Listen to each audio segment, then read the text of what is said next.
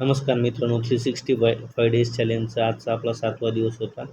आज ऑफिसला आपल्याला सुट्टी होती, त्यामुळे आज निवांत होतो. सकाळी वर्कआउटला गेलो, वर्कआउट केला आणि रूमवर आलो. आज आपल्याला नाश्त्याला केळी होती.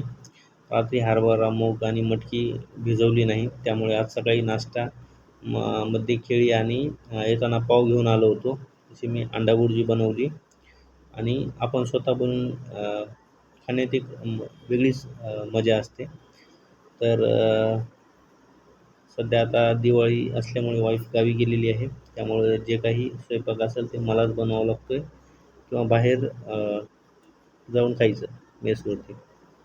तर असं चालू आहे. बाहेर राहणाऱ्या सर्वांचं हेच काम असते की त्यांचं खाण्याचं जर म्हटलं ना तर ते नेहमी मेसवरती बाहेर खाणं, तर हे ठरलेलंच आहे आपलं. तर आज दुपारी जेवायला त्यामुळे बाहेर गेलो. त्यानंतर घरी आलो. घरी आल्यावरती एक RDवरती मला व्हिडिओ बनवायचा होता, रिकरिंग डिपॉझिट काय असते. तर त्यावरती मित्रांनो मी आज व्हिडिओ बनवलेला आहे. तो आपले यूट्यूब आणि इंस्टाग्राम दोन्ही चॅनलवरती आहे. तर तुम्ही तो व्हिडिओ बघा आणि RD काढा, जेणेकरून तुम्हाला तुमच्या लाईफमधले जे काही इकॉनॉमिकल सिच्युएशन असतील, म्हणजे ते तुम्हाला पैशांची आर्थिक अडचण असेल तर ती तुमची भविष्यातली अडचण भागू शकते, तुम्ही आज सेविंग केल्यामुळे. ओके.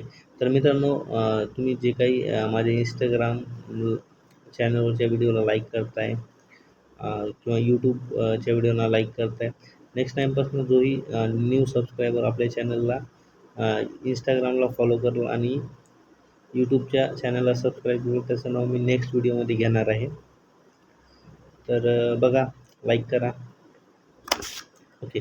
आणि मित्रांनो, सगळ्यात महत्त्वाची गोष्ट ही आहे की तुमचं जे काही टार्गेट असेल, तुमच्या लाईफमध्ये तुम्हाला ग्रो करायचं आहे, तर त्यामध्ये तुमचे जे काही टार्गेट आहे त्याला आजपासून सुरुवात करा. कारण उद्या हा कधीच येत नसतो. तर कोणतीही गोष्ट जी आहे ती आजपासूनच चालू करायची असते आणि आजच करायची असते. तर आज टीवरती पण एक व्हिडिओ बनवला आहे, कारण मला चहा प्यायला आवडतो. आपण टी लवर्स आहोत, म्हणजे ज्यांना जास्त चहा आवडतो. ठीक आहे.